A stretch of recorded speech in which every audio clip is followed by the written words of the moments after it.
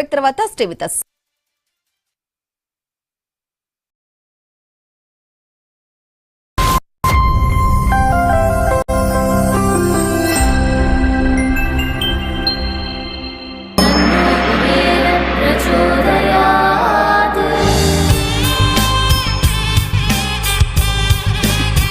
లలిత అక్షయ తృతీయ అన్ని బంగారు నగలకు తరుగులో 1% తగ్గింపు. వజ్రాభరణాలు క్యారెట్ కు 4,000 తగ్గింపు. గోల్డ్ కాయిన్స్ కు తరుగే లేదు.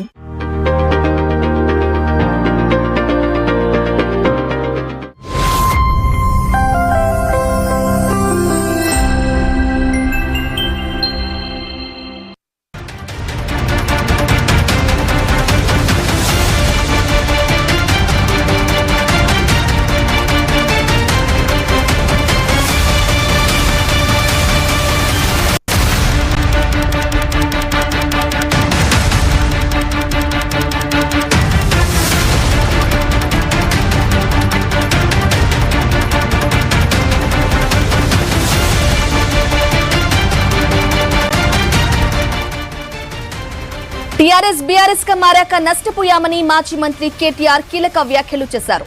ఇక మళ్లీ టీఆర్ఎస్ గానే ఉండాలనుకుంటున్నామన్నారు. 2027లో ప్రజా సమస్యలపై పాదయాత్ర చేస్తారని ప్రకటించారు కేటీఆర్. డీలిమిటేషన్ తో అసెంబ్లీ స్థానాలు పెరుగుతాయని, ఏ నియోజకవర్గం నుంచైనా పోటీకి సిద్ధమని తెలిపారు. తమకు పొత్తులు కలిసి రావని స్పష్టం చేశారు. ఇక పొత్తులతో పోటీ చేసినప్పుడల్లా ఓడిపోయామని ప్రస్తావించారు కేటీఆర్. బీజేపీతో ఎట్టి పరిస్థితుల్లో పొత్తు పెట్టుకోమని స్పష్టం చేశారు.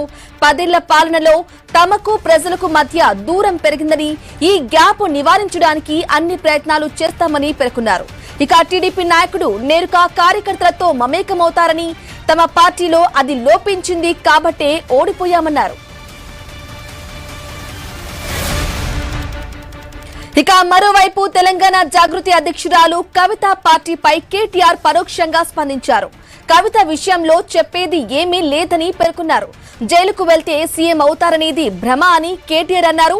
రాజకీయం ఉంటుంది, పోతుంది, కానీ ఇతరులను బాధ పెట్టే తీరు మంచిది కాదని చెప్పుకొచ్చారు. రాజకీయ పార్టీలు ఎవరైనా పెట్టుకోవచ్చని అన్నారు. ప్రజల ఆదరణ లేకుంటే వృధానే కదా అని చెప్పారు. ఇక ప్రజల కోణంలో పార్టీ పెడితే తప్పు లేదని వ్యాఖ్యానించారు కేటీఆర్. వ్యక్తిగత సమస్యలతో పార్టీ పెడితే ఎవరూ పట్టించుకోరని పేర్కొన్నారు.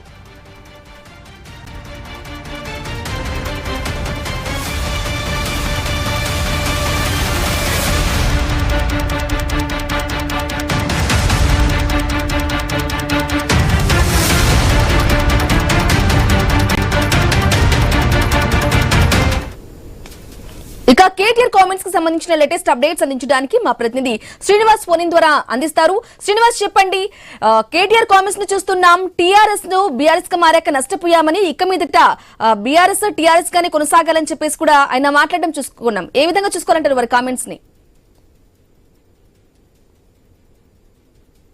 శ్రీనివాస్.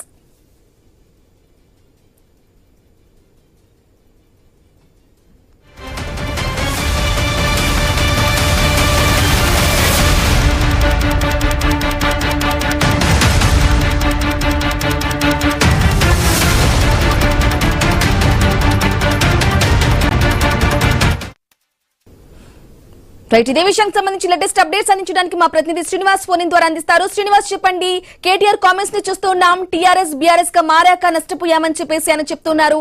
అలాగే ఇక మీదట మళ్ళీ టీఆర్ఎస్ గానే ఉండాలనుకుంటున్నామని చెప్పేసి మాజీ మంత్రి కేటీఆర్ సంచలన వ్యాఖ్యలు చేశారు. ఏ విధంగా చూసుకోవాలంటారు వారి వ్యాఖ్యల్ని? అప్డేట్స్ ఏంటి శ్రీనివాస్?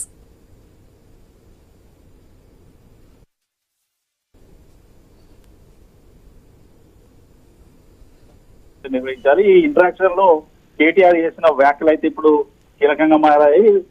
తమకి ఇటు ప్రజలకి గ్యాప్ ఉండడం వల్లనే తాము గత ఎన్నికల్లో ఓడిపోయాం. ఖచ్చితంగా 2027లో పాదయాత్ర మొదలుపెట్టి ప్రజా సమస్యలపై దృష్టి పెడతామంటూ కూడా ఆయన అయితే వ్యాఖ్యలు అయితే చేసిన పరిస్థితులు అయితే ఉన్నాయి. మరోవైపు లిమిటేషన్ తోటి అయితే ఇటు తెలంగాణ రాష్ట్ర వ్యాప్తంగా 179 అసెంబ్లీ స్థానాలు పెరుగుతాయి. అంతేకాకుండా 25 ఎంపీ స్థానాలు, 60 ఎమ్మెల్సీ స్థానాలు పెరుగుతాయి.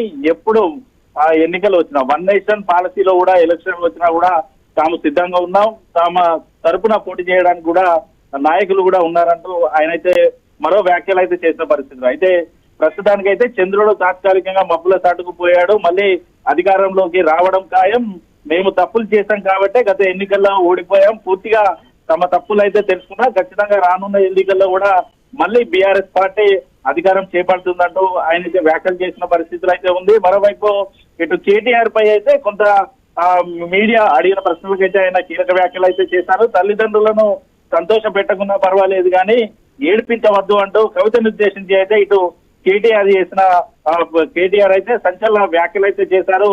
మరోవైపు ఇటు చాతన్పల్లి మున్సిపాలిటీకి సంబంధించి కూడా ముఖ్యమంత్రితో పాటు మంత్రి కూడా జిద్దుపట్టారు. తమకు మెజారిటీ ఉన్నప్పటికీ కూడా ఈ స్థానాన్ని కైవసం చేసుకోవడానికి చూశారు. కాంగ్రెస్ తెలంగాణ రాష్ట్ర వ్యాప్తంగా కూడా కాంగ్రెస్ పార్టీ అరాచక పాలన, నీచ పాలన చేస్తుందంటూ కూడా కాంగ్రెస్ పార్టీపై ధ్వజమిచ్చారు. అంతేకాకుండా తాను గత కొద్ది రోజుల క్రితం బట్టి విక్రమార్క కొడుకు పెళ్లికి పోతే ఇటు కాంగ్రెస్ పార్టీకి సంబంధించినటువంటి సామాన్య కార్యకర్తలే మీ ప్రభుత్వ హయాంలోనే పాలన బాగుంది, ఇప్పుడు అసలు పాలన సరిగా లేదు, ఖచ్చితంగా రానున్న ఎన్నికల్లో కూడా మీ పార్టీ అధికారంలోకి వస్తుందంటూ కాంగ్రెస్ పార్టీకి సంబంధించిన నేతలే చెప్పారంటూ కూడా ఆయన అయితే చెప్పిన పరిస్థితులు అయితే ఉన్నాయి. మరోవైపు అధికారం వస్తది పోతుంది, అధికారం ఎవరికి శాశ్వతం కాదు, గతంలో తాము కొన్ని తప్పులు చేశాం, ఇటు మండలాలకు సంబంధించినటువంటి కార్యకర్తలు నేతలతోటి తమకు ఇంటరాక్షన్ లేకపోవడంతో కూడా కొంత పూర్తిగా తాము నష్టపోయాం, ఖచ్చితంగా ఇటు వీడియో కాన్ఫరెన్స్ కానీ ప్రతి నెల కూడా మండల స్థాయి నేతలతో కూడా తాము ఇంటరాక్షన్ అవుతామంటూ ఆయన అయితే చెప్పిన పరిస్థితులు అదే. మరోవైపు ఇటు టీఆర్ఎస్ పార్టీ బీఆర్ఎస్ పార్టీగా మారిన తర్వాత కూడా కొంతనైతే పూర్తిగా మేమైతే నష్టపోయాం, ఇటు ప్రజల నుంచి కూడా బీఆర్ఎస్ పార్టీని టీఆర్ఎస్ పార్టీగా మార్చాలనేసి ఆక్షేపణలు అయితే వస్తున్నాయి. ఇదే విషయాన్ని మేము బీఆర్ఎస్ అధినేత కేసీఆర్ దృష్టికి తీసుకువెళ్తాం, ఆయన టీఆర్ఎస్ పార్టీగా మారుస్తామంటే కూడా తాము సిద్ధంగా ఉన్నామంటూ కేటీఆర్ అయితే వ్యాఖ్యలు చేసిన పరిస్థితులు అయితే ఉన్నాయి. అయితే ఇటు మీడియా ఇంటరాక్షన్ లో పూర్తిగా తెలంగాణ రాష్ట్ర వ్యాప్తంగా ప్రస్తుతం జరుగుతున్నటువంటి రాజకీయాల పైన అయితే ఆయన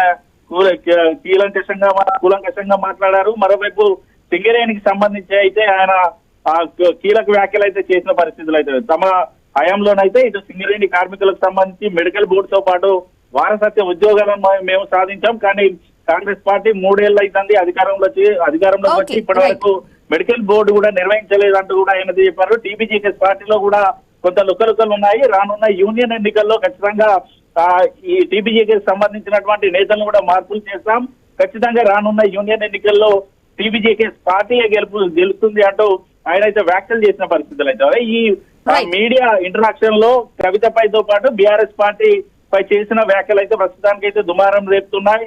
మరి రానున్న రోజుల్లో ఎటువంటి డెసిషన్స్ ఇంకా తీసుకుంటారు, ప్రజల్లోకి వెళ్ళడానికి ఎటువంటి నిర్ణయాలు తీసుకుంటారనేది తేలాల్సింది. Right Srinivas, thank you for the updates. ఇవి updates keep watching I news, మీతోని మీ వెంటే.